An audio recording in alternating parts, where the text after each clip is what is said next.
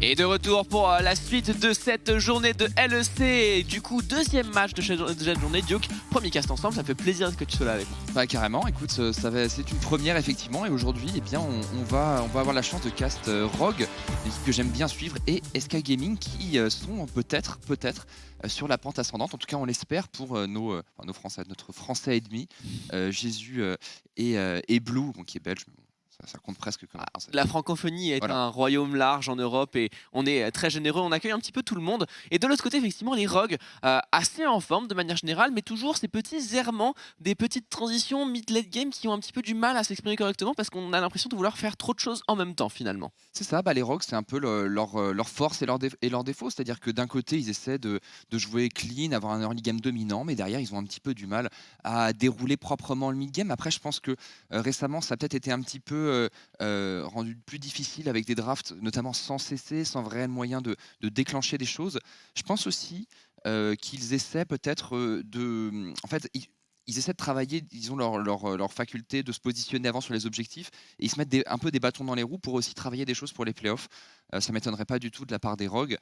C'est une équipe qui essaie depuis le temps de s'adapter, parce qu'il faut voir qu'il y a 1 an et demi, Rogue, c'est une équipe qui jouait quasiment que du full late game et qui attendait que ça se passait. Je trouve que c'est une équipe qui petit à petit progresse, mais il y a encore de la marge. Et effectivement, on se souvient des longues heures de Larsen avec son Azir et sa Orianna Perma, et qui finalement on leur reprochait un petit peu aux Rogues de ne pas réussir à trouver d'autres playstyles. Et effectivement, au World, ça s'était clairement vu finalement pour les Rogues qui avaient vraiment fait une performance relativement compliquée.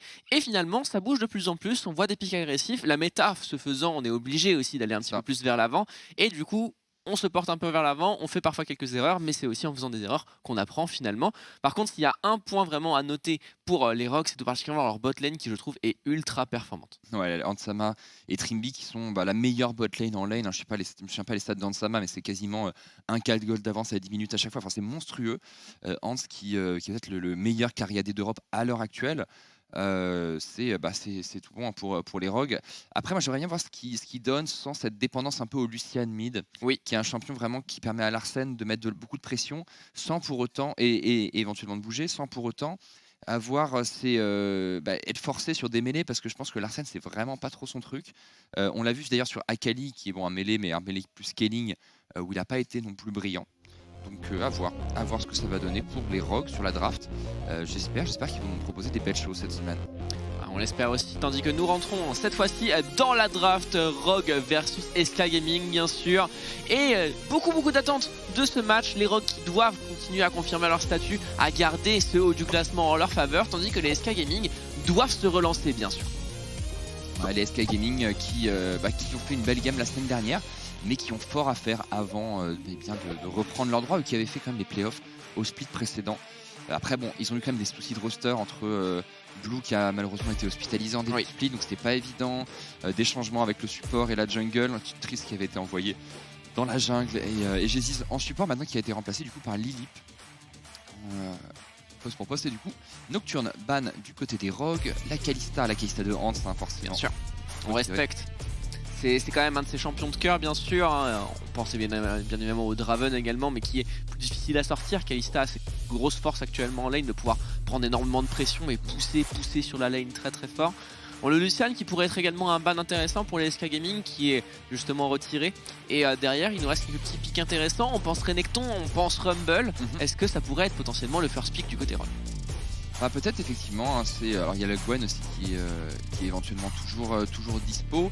Le Xin qui font un des très bons pics de la méta. J'ai un peu du mal à savoir si Rumble est si fort que ça. Enfin, c'est très fort forcément, mais est-ce que ça mérite toujours un first pick? En Corée, on voit notamment quasiment à chaque game des trades Rumble Diana par exemple. Le Xin par contre qui est retiré. Alors, qu'est-ce qu'on fait chez les Rogues? Le Renekton dont tu parlais, la Gwen qui est dispo, et les deux junglers AP. Le problème de Gwen du coup, c'est que est-ce que tu as vraiment envie de jouer à ça avec un des junglers AP? Mundo, on rappelle, patch 11.13, le changement sur le Dr Mundo qui est du coup un petit peu plus beefy. Il a la capacité à prendre des gros trades en lane et qui du coup ne se prend quasiment pas de CC en 1v1, étant donné que du coup sur son passif tu te prends le premier CC et derrière tu peux ramasser ta mallette ou enfin ton couteau, et du coup tu as de nouveau ton passif et tu ne te fais pas avoir normalement sur les early trades. On a vu des trucs particuliers en LFL avec des Mundo Yumi, pas forcément encore très efficaces, mais bon, tu sens qu'il y a des petites choses à aller chercher sur le champion. Ouais, complètement. On va voir ce que ça donne. Et Seth, donc, qui est aussi un champion qui marche énormément en ce moment, qui est techniquement un triple flex. Je ne sais pas si Blue le joue, mais qui donne énormément d'engage et de contrôle de teamfight dans une méta où les teamfights sont vraiment explosifs, on se rentre dedans. Avec, alors, Seth Lee Sin, ça pourrait être aussi être Seth Lee Sin en double solo lane avec un jungler AP en 3. À voir ce que les Rocs vont décider de faire. Ils n'ont pas le Lucian cette fois. Une Diana rentrerait très bien dans la compo SK Gaming là-dessus parce que ouais. Cette Diana c'est un combo très fort qui permet de setup un fight à partir du niveau 6 tout particulièrement bien sûr et qui permet du coup de vraiment mettre en difficulté des pics un petit peu immobiles à l'image de ce Varus qui est validé. Ouais, Varus est du coup sans Thresh qui généralement permet de repositionner le Varus. Est-ce qu'on partirait sur un Tahm directement, ce serait un petit peu risqué, et le Renekton. Mais du coup s'il y a un Renek, ça voudrait dire que Larsen il va jouer un de ses melee mid. Ce qui est vraiment pas son style. Ça va être très intéressant de le voir évoluer sur ce type de champion. Lui qui était surtout connu pour à l'époque, c'est ok, bon, ça reste un mêlé, ça reste un mêlé. Par contre, on a du champion S11 côté Rogue. Ouais. Le Tahm Kench est-ce qu'il peut vraiment être sorti support maintenant parce qu'il y a les modifications sur Tahm Kench qui sont rentrées en vigueur maintenant sur le patch 11.13. Du coup, le changement sur la dévoration qui passe à l'ultimate. Effectivement, ça enlève beaucoup de ses forces. C'est clairement compliqué, je pense, de le sortir en phase de lane dans ces cas-là. Ezreal, d'accord, donc pas de jungler récupéré. Alors peut-être que justement les SK, ils ont pas piqué leur jungler en phase, donc ils vont peut-être moins mettre la pression sur les pick jungle dans la deuxième phase de rotation. Donc on peut se permettre de drop nous aussi, et plutôt de match le pick AD avant de se le faire ban. Et Ezreal qui est généralement une bonne réponse à Varus. J'aurais tendance à donner l'early game à Varus et le mid game au Ezreal, mais j'ai presque l'impression que le Varus reprend ses droits en late game, même en létalité. Bah, j'ai aussi l'impression que c'est un petit peu dragon dépendant parce que lorsque tu as le dragon infernal sur un Varus, c'est quand même extrêmement oppressant. Mais je te rejoins, c'est sûr que vu que le Ezreal doit vraiment avoir un setup de fight où tu passes à travers les différents dégâts, si on a un bon poke de la part d'un Varus, il a du mal à vraiment réussir à s'imposer finalement. On va avoir l'occasion de regarder ça de plus près. Le Braum qui a été retiré pour les Rogues. Alors effectivement ça aurait pu être un support intéressant avec Varus. Le blanc c'est intéressant. C'est vrai que le blanc Lee Sin historiquement c'est vraiment un gros c'est vraiment un gros duo. D'ailleurs je disais en fait le double solo lane mêlé, pas forcément parce que Viego comme Gwen en fait peuvent se jouer jungle. C'est vrai. Même c'est d'ailleurs Viego en fait qui c'est la lane où il marche le mieux en fait, la jungle statistiquement pour l'instant. En fait, j'ai l'impression que Viego a toujours ses mêmes faiblesses, c'est-à-dire qu'il a du mal à s'imposer en teamfight, mais c'est vraiment un gros outil de zoning de manière générale et qui peut pick up avec son E plus sa zone. Donc effectivement, si Inspire part là-dessus, on peut peut-être avoir un follow-up d'engage supplémentaire à la mid lane pour Larsen avec un champion AP mid lane. Une Orianna peut-être, même si j'ai toujours un petit peu du mal avec le champion en ce moment. Le problème d'une Orianna là, c'est qu'on se retrouverait avec double carry immobile, oui. Et du coup assez risqué quand on a des champions là. Est-ce qu'on va prendre Diana, est-ce qu'on va prendre Rumble ou le support Alistar? Alistar ça pourrait éventuellement ouvrir sur un Sylas mid pour Larsen avec une Gwen top et un Viego jungle par exemple. Je pense qu'on s'en doute pour les SK, peut-être qu'on a déjà une réponse prévue pour ce Alistar, pour ce Sylas pardon. Ça pourrait être ça, il peut aussi partir sur un bon vieil Azir. J'ai un peu des doutes sur le Yorick. Non, pitié Larsen. Oh non. Ne nous fais pas ça. Non mais j'y crois pas. Je n'y crois pas. La Orianna dont tu parlais tout à l'heure, donc on part sur une compo, Larsen qui revient à ses classiques, mais en choisissant Orianna plutôt qu'Azir finalement, eh bien on n'a pas cette mobilité quoi.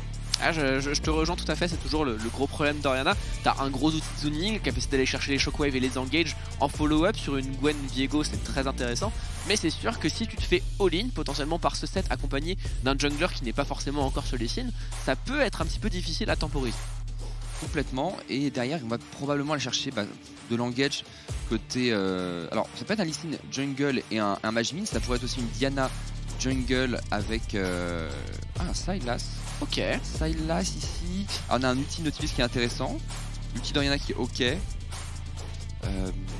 Ok. La chaîne corruptrice aussi qui permet de trouver un setup d'engage supplémentaire. C'est fine. Mais j'aurais bien vu quelque chose avec un peu plus de priorité quand même que pour les SK. Parce que là, attention quand même, éventuellement des décalages bot. Parce que Ezreal Alistar c'est un petit peu faiblard contre Varus Nautilus. Je pense que les Rocs devraient quand même pouvoir dominer leur league game. Une belle prio bot effectivement en faveur de Varus. Au niveau de la mid lane, on reste sur un match-up melee versus range qui sera en faveur de Larsen dans un premier temps avant que Blue récupère quelques points sur son régicide et qu'il puisse gagner les trades facilement. À la top lane, ça peut être disputé parce qu'en termes de trade et de prio, normalement 7 devraient récupérer leur lit, mis à part le niveau 1 de Gwen qui est toujours scandaleux. Mais après, voilà, on sait qu'au niveau 6, ça devient tout de suite très dangereux si on arrive à trouver les bonnes piqûres, l'ultimate de Gwen bien sûr. Complètement. On va voir ce que Odo va donner avec cette Gwen. Il avait déjà joué, il a vu le MVP. MVP qui avait été contesté par Laure pendant l'interview. C'est vrai qu'il avait été un petit peu trigger le bon Odo, mais qui s'est bien vengé juste après et qui nous a quand même trouvé une très belle opportunité. Effectivement, donc les rogues contre les SK, on va réussir à trouver une capacité d'engage peut-être avec ce Varus, on l'espère en tout cas, parce que derrière ça peut être un petit peu compliqué.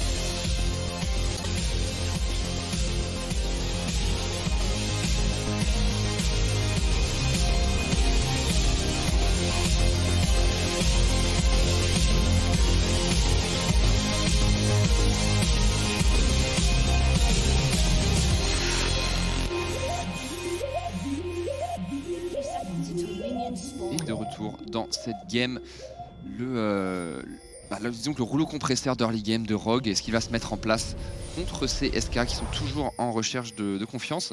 Et tiens, alors ça on le voit pas souvent et je trouve que c'est pas bête du tout. C'est le TP Ghost sur la chaîne d'Odo amené. Et moi je trouve ça pas bête parce que le Ghost vraiment lui permet probablement de naviguer plus facilement dans le teamfight. Et donc pourquoi pas, je pense que c'est vraiment summoner intelligent. Sachant qu'il est pas sûr de pouvoir prendre le 1v1 pur en début de partie avec l'Ignite, c'est un choix qui se comprend tout à fait pour Odo amener. Je suis curieux de voir comment est-ce que effectivement ça va vraiment s'activer dans le fight tout particulièrement parce que c'est là qu'il va pouvoir le mieux s'exprimer. On a déjà rapidement un petit peu parlé des prios, parlons un petit peu des différentes runes récupérées du côté des joueurs. On a récupéré le rush phasique pour Larsen, une rune qui a été nerf mais qui reste toujours assez intéressante sur les match control à la mid lane. Beaucoup de conquéreurs d'un côté et de l'autre, ce qui se comprend, la rune est toujours très forte sur les escarmouches qui ont tendance à se prolonger désormais. Ouais, surtout dans cette méta, c'est vraiment beaucoup de fights en permanence. Et Inspired commence topside, alors vraiment on devrait vouloir jouer avec cette botlane qui devrait être dominante côté Rogue, au-delà des joueurs eux-mêmes. Forcément on en parlait de la botlane Rogue qui est excellente, le match-up qui est clairement à leur avantage. Et du coup là, on va essayer de zoner au maximum stack. Est-ce qu'ils pourraient même essayer de prendre un reset sur la 3ème wave. Et on touche directement bien sûr. Mid-life. C'est un très bon abordage ici de la part de Trimby. Et le fait est que du coup on va pouvoir, comme tu le disais, stack 2 waves, trouver un reset peut-être même assez tôt et du coup revenir rapidement sur la lane avec un item supplémentaire. Ça leur permettrait d'avoir un snowball d'autant plus fort. On a un passing top to bot du côté du Viego d'Inspired. Est-ce qu'on n'aurait pas non plus intérêt à chercher une contestation du carapateur, en tout cas à s'assurer de la priorité de cette botlane, du coup pas forcément reset tout de suite pour éviter d'être en danger? Je pense que en fait tu peux. Alors le problème c'est que je sais pas s'ils ont push la 2ème. Parfois tu peux aussi stack la 3ème et reset en fog pendant que ton jungler commence le carap, ce qui va être le cas là. Ok. Mais a priori je vois pas en fait comment de toute façon Triss pourrait aller bot side, essayer de contester ce carapateur. Il y a une prio mid et une prio bot du côté de Rogue. Il va pas perdre son temps et directement se diriger vers le top side.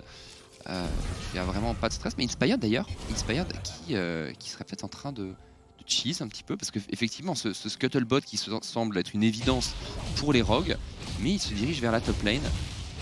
Alors attention là-dessus parce que Géna c'est quand même une très grosse prio ici en sa faveur. Et si on a une mauvaise surprise, elle pourrait peut-être venir de la mid lane. Là justement on a l'ombre qui est posée du côté d'Inspired et Triss qui comprend immédiatement Podoros. Par contre Larsen qui ne respecte pas et qui pourrait se faire punir là-dessus. Ouais, mais il a proc son rush phasique et derrière il recule vers Inspired qui était là en couverture. On n'a pas back effectivement du côté de la bot lane Rogue, on continue de mettre de la pression et par contre on va pouvoir probablement contester ce scuttle, mais la bot lane DSK qui voudrait aider leur jungler. Il pourrait y avoir un fight. On aura le temps pour Triss, on n'a pas de smite cependant mais on pourra quand même récupérer le carapateur. C'était un mouvement un petit peu dangereux. Larsen qui aurait peut-être un peu plus pu respecter parce que du coup avec ses PV en moins il ne peut pas forcément s'imposer dans la river aussi rapidement et du coup Trix profite de cette fenêtre pour récupérer le carapateur. On avait le bounce back en plus en faveur de Jésus et l'Elip et du coup forcément Ansama et Trimby ils peuvent pas forcément walk up sur la river trop facilement. Ouais, on avait pu ce gros stacking de wave effectivement, mais je suis pas sûr que c'était si gagnant comme move pour Inspired au bout du compte. Il aurait pu faire ses Krugs et puis son scuttle bot side et il aurait été simplement plus rapide. Il reste et du coup il sera pas au respawn de son romp bot side, de top side pardon. On a un petit reset d'avance du côté de Tritz, donc c'est 15-20 secondes qui lui permettront d'avoir peut-être un move à tenter. Peut-être au niveau de cette top lane, hein, on le voit Odo Amne qui profite du bounce bug de la Void pour mettre un petit peu de pression à Jenax ici. Et semble-t-il que Tritz veut en profiter. Ouais, c'est plutôt Odo là qui est en danger, dans le sens où il doit crash cette wave qui push vers Jenax. Et il n'a pas le soutien de son jungler. Là Jenax il pourrait même flash eux quasiment. Ah, bon, Tritz et Jenax qui se sont pas compris j'ai l'impression. D'ailleurs ça va être intéressant de voir le Lee Sin de Tritz. Parce que bon Tritz c'est normalement un main support. Lee Sin c'est un des junglers les plus... Enfin c'est vraiment une marque de fabrique de beaucoup de junglers mais aussi très technique à jouer. Et du coup on parlait du crash de cette wave, Inspire qui vient en soutien. Qui remarque qu'il a été wardé, donc il ne pourra pas forcément jouer très longtemps le jeu du Poker Monter dans ce bush, pardon, mais qui permet à Odo Amne de trouver ce reset. Le crash est bon, mais Jenax par contre en termes de ressources, là actuellement va pouvoir récupérer une grosse wave et prendre un petit avantage sur son vis-à-vis. Est-ce qu'on va être forcé de TP pour Odo Amne? Normalement ce n'est pas le cas. Même si Jenax arrive à match la wave, on va normalement pouvoir trouver un reset pour ce set et du coup ça ne devrait pas poser de problème pour le top laner des Rogues ici. Mid lane Larsen, vous le voyez ici, avec sa Orianna pardon, continue de mettre énormément de pression à Blue. Mais attention, sur les passages niveau 6, sur les petits niveaux qui vont arriver du côté du Sylas, c'est peut-être le moment où on peut peut-être se faire chahuter pour une Orianna. Ouais, effectivement, pour l'instant il abuse de sa range, on va voir s'il peut faire quelque chose. Attention là, non, c'est tranquille. Et on va freeze hein, du côté de la bot lane des Rogues qui est déjà... Non, qui est pas vraiment devant, enfin elle va être devant avec tous les farms disponibles. Alors, qu'est-ce qui pourrait être le play de cette early game? Parce que pour l'instant on se regarde un petit peu. De toute façon les Rogues, je pense qu'ils sont contents d'essayer d'outfarm leur adversaire comme à leur habitude. Attention peut-être sur ce scuttle, mais Ansama n'est pas en soutien. Ouais, on a l'arrivée ici d'Inspired, mais c'est juste de la contestation de vision. On va récupérer le Carapateur, on va profiter de la zone de Viego pour s'imposer tranquillement dans la river. Pas de problème de ce côté-là. On n'a pas forcément de plays à trouver, je pense, autour du dragon. Par contre, c'est un objectif qui devrait être mis de côté dans un premier temps. Et derrière, on devrait se donner rendez-vous d'ici une petite minute 30 autour du héros de la faille, à voir comment est-ce qu'on gère les priorités et les rotations de Trimby potentiellement également avec son Nautilus. Ouais, parce que pour le coup, le héros de la faille, 7 a priori sur le niveau 6, j'aurais tendance à dire que c'est plus fort dans un escarmouche au niveau du héros de la faille qu'une Gwen qui n'a pas encore d'AP, qui manquera peut-être un petit peu de dégâts. Et les Rogues peut-être qu'il ferait bien inspiré d'essayer de stack cette bot wave pour en fait crash une énorme wave sur la tourelle bot DSK et après utiliser ce temps d'avantage de reset pour swap vers le top side et aller faire le Herald. Par exemple, à essayer de... Alors je sais pas s'ils vont push celle-là et reset ou attendre la prochaine et reset.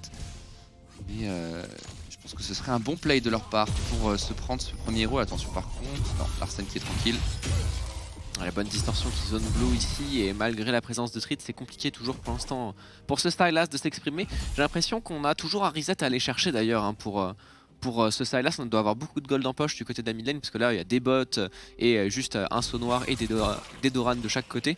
Et je pense que ce premier reset va aussi conditionner potentiellement la priorité qu'on va vouloir aller chercher autour de ce héros de la faille. Parce que le premier qui arrive à reset sans être trop en difficulté devrait pouvoir donner une belle priorité dans cette river, ou en tout cas un bon power spike sur l'escarmouche qui va en suivre. Après les Rogues ils pourraient presque le start maintenant dans le sens où Blue est quand même bien chunk, n'a pas de TP. Trimby du coup avec le push bot side dont on parlait juste avant a pu se trouver un reset.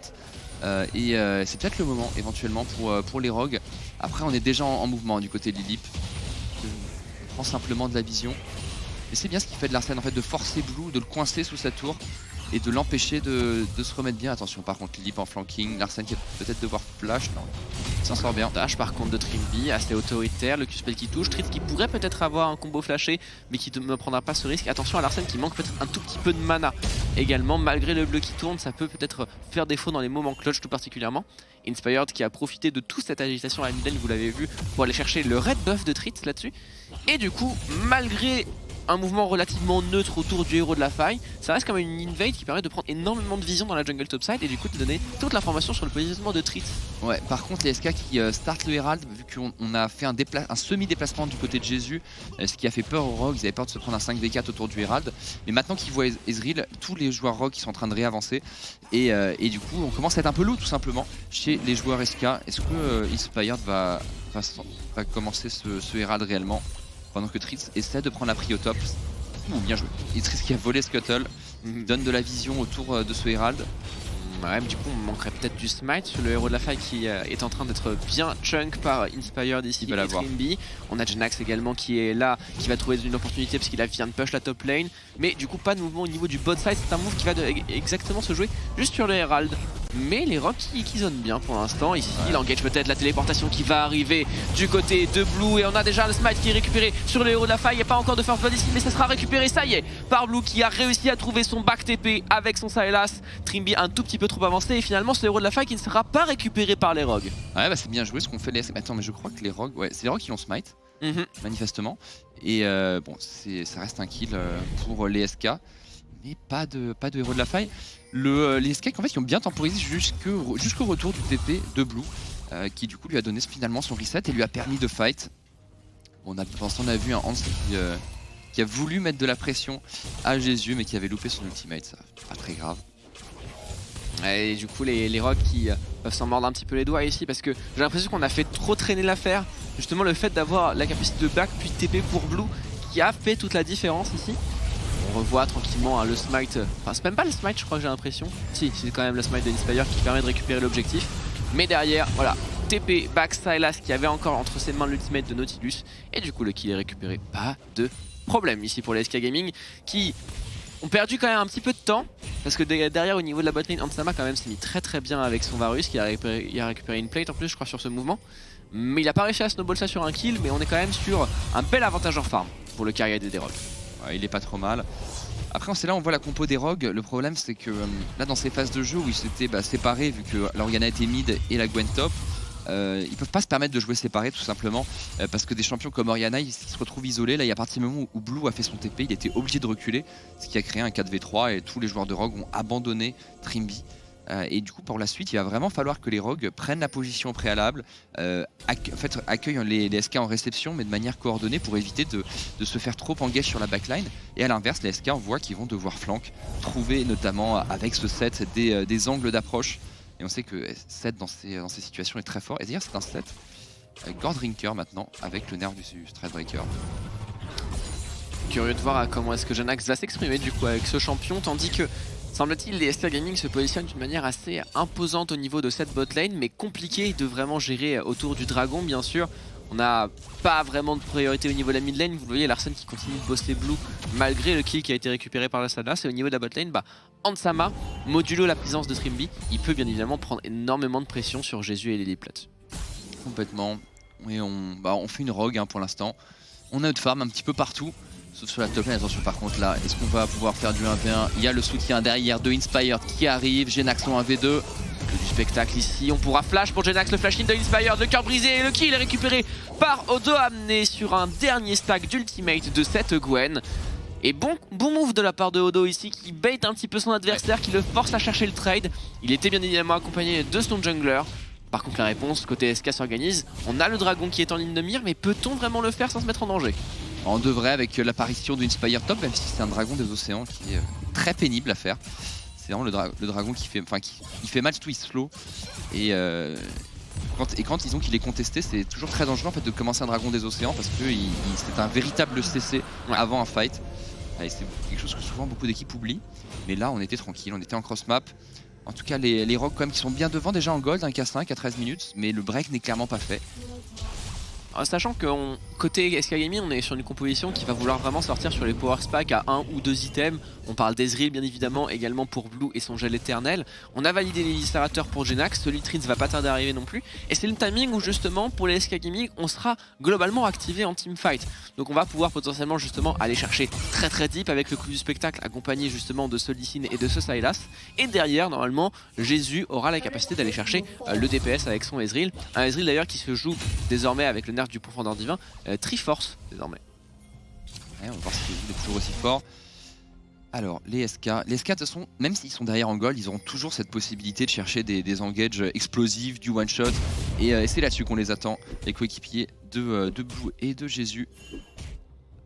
Et Lilip qui vient donner un petit peu d'air à Jenax. Mais maintenant son match-up qui devrait pas s'arranger, 7 contre Gwen. J'imagine que vous avez tous eu la chance de rencontrer Gwen dans vos solo queues.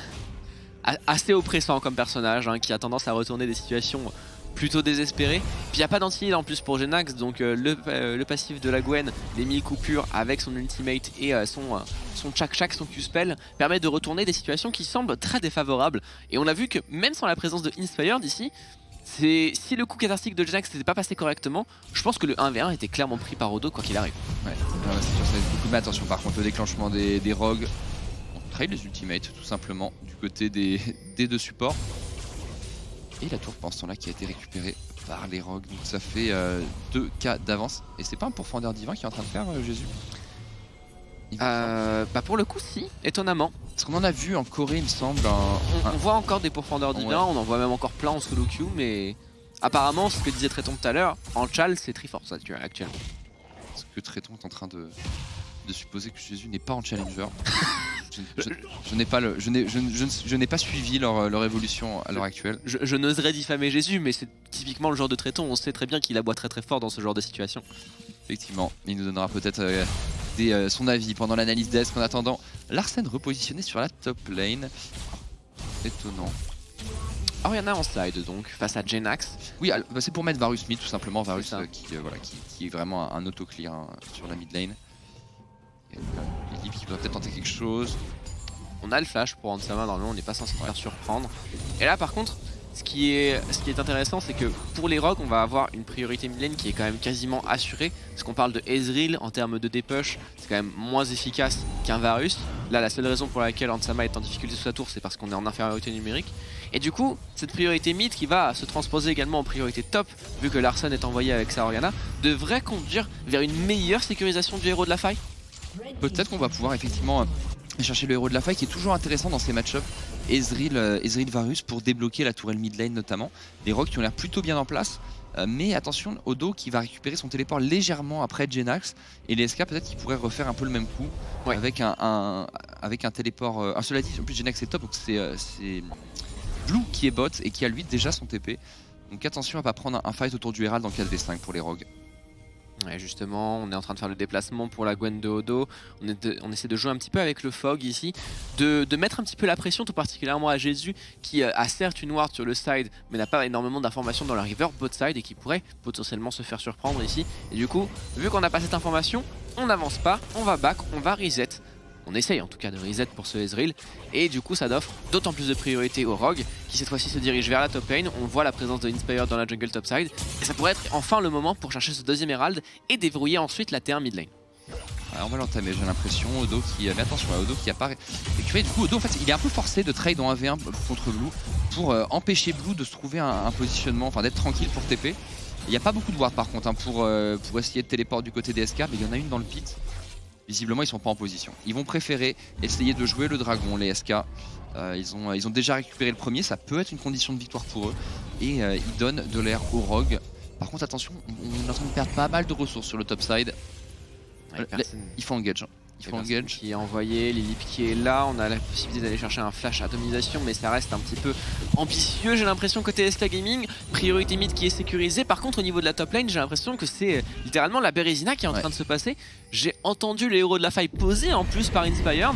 Cette T2 est complètement gratuite, une T2 qui vaut d'autant plus de gold d'ailleurs sur le patch 11.13. Ouais, c'est un peu une catastrophe ça pour les SK parce que dans l'idée c'était pas une mauvaise idée de trade Drake contre Herald, mais je trouve qu'on a vraiment délaissé le push top et du coup on s'est fait complètement emboutir, enfin détruire tout simplement toutes les tours. Là ils viennent de perdre la tourelle d'inhib absolument en bas à gauche de l'écran. Ça fait un peu cher, attention par contre Odo qui pourrait se faire prendre à partie, mais le Ghost... On va tout mettre là-dessus, le clou du spectacle, les deux flashs du duo top jungle des SK Gaming pour aller récupérer le kill sur Odo amené. Ça sera pas sécurisé, on pourra s'échapper pour cette Gwen. Et ça c'est désespérant. Attention, c'est pas fini si c'est fini. L'arc térébrant touchera pas. Désespérant et terrible également pour des SK Gaming qui ont perdu tout au niveau de la top lane, qui n'arrivent pas à compenser en cross map, mis à part avec un dragon qui est une compensation bien mince finalement. Ouais. Et ce ghost de la Gwen qui lui sauve la vie. En l'occurrence, Odo avait vu le futur et il garde son KDA parfait dans cette partie. Maintenant on est à quasiment on a 4k gold d'écart, un petit peu plus, 4k5 pour les rogues. Ça commence à faire beaucoup à l'entrée du mid-game. 19 minutes, c'est difficile hein, pour ces SK là. Je pense qu'ils sont un peu emmêlés les pinceaux autour de ce trade. C'est dommage. Je me demande si on n'a pas eu peur d'aller sur la top lane étant donné que on n'avait pas envie de déloger Blue qui lui avait sa téléportation, mais Jenax lui n'avait pas la sienne, donc on voulait pas forcément envoyer ce set parce qu'on avait peur d'être en sous-nombre, et du coup dans cette panique là on se fait un petit peu avoir sur tous les fronts. Et finalement le move au niveau de la botlane pour aller chercher Odo amené, j'ai plus l'impression qu'il a été précipité post-dragon plus que vraiment planifié. Complètement, c'était un move de dépit hein, des SK. Attention par contre Rimby là qui est pris à partie. Est-ce qu'on va pouvoir go in du côté des SK? Mais on est un petit peu dans un goulot d'étranglement. C'est pas très bon ce fight pour les SK. La téléportation de Odo amené qui est là et qui va pouvoir offrir peut-être un kill supplémentaire, tandis que Inspired a déjà puni Tritz et va pouvoir tranquillement se transformer en Solicine. Il forcera le transfert Arcanix de Jésus, le gros cœur brisé là-dessus. Est-ce qu'on pourrait engage Odo amené qui est là? On soutient le flash de Jésus qui sera utilisé pour pouvoir prendre ce cône explosif, mais est-ce que ça sera terminé? De nouveau le cœur brisé de la part de Inspired, le flash in également pour aller potentiellement chasser Jésus, mais qui pourra s'en sortir grâce à l'utilisation de son summoner spell supplémentaire, le heal. Mais encore un pick-up récupéré du côté des rogues ici, Inspired qui se met très très bien. Ouais, les SK qui ont vraiment voulu forcer un fight, ils sont à court d'options, ils forcent un fight au niveau du choke du blue buff, mais c'est vraiment pas un bon fight. En fait, ils se retrouvent enfermés dans un goulot d'étranglement et ils se font tous oblitérer tout simplement. Ils ont dû instantanément partir en fuite, pendant qu'Odo amené toujours un peu la cible de dépit des SK. Mais on ne trouve pas de solution, malheureusement. Et j'ai l'impression qu'on va de plus en plus avoir de mal à en trouver des solutions finalement, parce que maintenant on est quasiment à 6k gold d'avance pour les rogues, à 20 minutes de jeu ça reste quand même une avance assez colossale, et je doute que les rogues, au vu de leur oppression actuelle, laissent la possibilité au SK Gaming d'aller chercher une quelconque âme des dragons. En plus c'est une âme des dragons des montagnes, donc qui n'est pas forcément incroyablement clutch. Donc dans tous les cas il suffit pour les rogues de récupérer le 3ème dragon, mettre du coup cette menace d'âme vraiment très très loin d'eux et pouvoir ensuite snowball sur le baron Nashor par la suite. Effectivement, et du coup le prochain dragon dans 1 minute 55, est-ce que on va réussir tout simplement à le contester du côté des SK, parce que ça devient de plus en plus difficile de sortir de leur base. Attention tout de même, on voit qu'il y a pas mal de wards qui ont été positionnés dans le dos des rogues. Peut-être que les SK voudraient tenter leur baroud d'honneur avec un téléport dans le dos, notamment par exemple d'un set qui permettrait de ramener un Varus et une Orianna. Problème, il y a encore les flashs sur les carries des rogues, donc ça rend ce genre d'engage d'autant plus difficile. Complètement. On le sait, les SK Gaming qui ont de plus en plus de difficultés actuellement, ils n'ont pas réussi à faire leur sortie à 1 à 2 items. On n'a toujours pas le power spike de ce Ezreal qui se fait cruellement attendre ici. Attention, Tritz pour aller potentiellement chercher un kill sur Inspired. Inspired qui n'a pas de flash, on va tout lui mettre, mais il va réussir à se repositionner grâce à son cœur brisé ici, la téléportation qui est là pour Blue. On arrive quand même à aller chercher potentiellement un kill, la chaîne corruptrice qui est posée avec une de ça, il a ça pas suffisant, la stopwatch qui permettra de se repositionner sur la shockwave, mais c'est insuffisant. Rogue qui va prendre le kill premier, qui est déjà sur Blue, Hero engage bien évidemment. Jenax essaie de temporiser sur Odo amené, mais c'est pas suffisant. Inspired qui va faire tomber également Jésus grâce à son dégo. Odo amené qui prendra le kill également sur le Alistar. C'est une dévastation complète en faveur des rogues ici, qui va pouvoir prendre 3 kills, 4 kills même en leur faveur. Ouais, c'est le nage derrière, les rogues qui tout simplement ont laissé les SK s'empaler. Les SK qui encore une fois prennent des mauvais fights dans les mauvais endroits, c'est dommage, c'est des goulots d'étranglement à chaque fois, ils vont tous les uns après les autres dedans, parce que je pense qu'ils ne savent pas comment, ils savent pas quoi faire, du coup eh bien paniquent un petit peu, et dès qu'ils voient peut-être quelqu'un qui est en range d'engage, on le tente. Malheureusement les rogues étaient bien en concave derrière ce boulot et qui les ont alignés. Attention, Trimby qui va trouver Tritz, qui va le cesser. On va empêcher la tentative de style de Solicine, le Q-spell qui attaque quand même. On va juste temporiser histoire que ça déproc, et tranquillement ça sera récupéré du côté des rogues. Et ensuite même Tritz va subir la sanction. Non, le flash qui est bon également, le Q-spell qui va peut-être permettre d'aller chercher le kill sur Trimby. Non, on va pas être trop arrogant pour Solicine.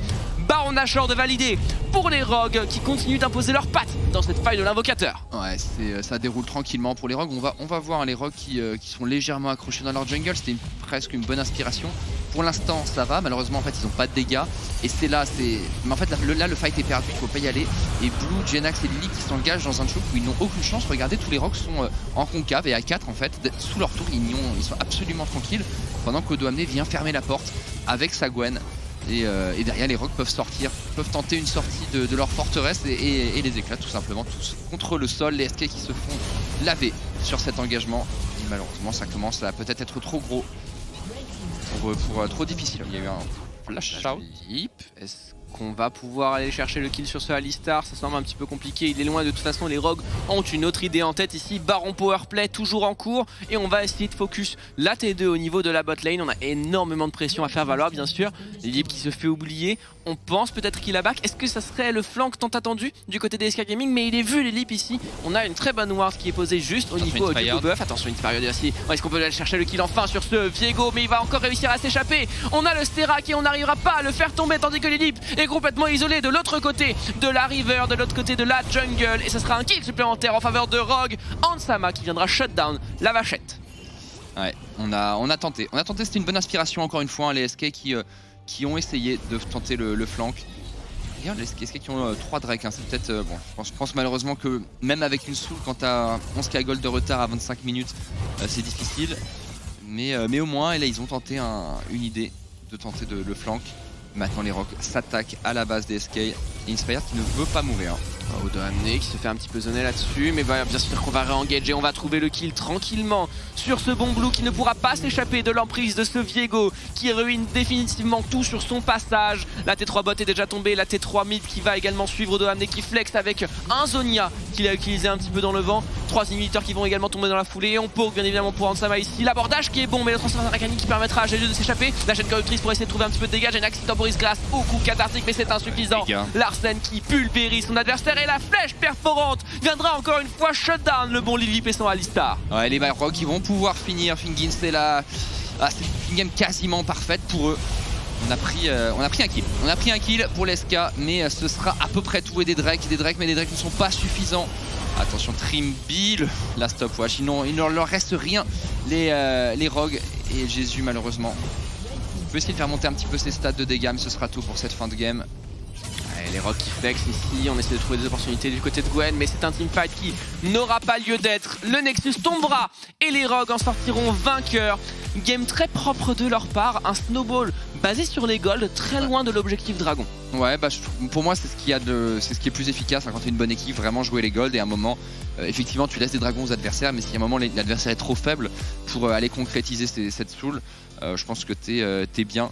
Mais les Rocs ont vraiment, ils n'ont pas eu à se forcer vraiment, que ce soit en termes de macro ou d'early game, c'était juste une game presque trop facile pour eux. Mais ils étaient assez clean quand même dans leur choix. On peut éventuellement discuter du premier Herald, oui, où ils n'étaient pas tout à fait synchro, ils n'ont pas vraiment réussi à savoir comment aborder cette situation. Et les SK, je pense que au-delà de leur game qui forcément est peut-être un peu difficile contre une équipe de la trempe de Rogue, je pense qu'il faut peut-être qu'ils revoient leurs prises de fight, les prises de fight qui sont vraiment dans des mauvaises situations, dans des goulots d'étranglement, et ils se font tout simplement pulvériser dans ces zones-là, quoi. Effectivement, mais j'ai l'impression que c'était des prises de fight pas forcément décidées, c'était des prises de fight un peu panique, alors que lorsqu'on a Seth, lorsqu'on a Sylas et bien évidemment un Nautilus derrière, on est censé être à l'initiative, une initiative propre qui est censée prendre un petit peu les adversaires à contre-courant. Or là, on s'empale un petit peu sur la composition des rangs qui est très très bonne en réception et finalement on se fait avoir. Ah, effectivement, et bon, en tout cas les Rogues qui ont cartonné les SK. En attendant, on va partir sur une petite pause et ensuite on partira sur l'analyse desk.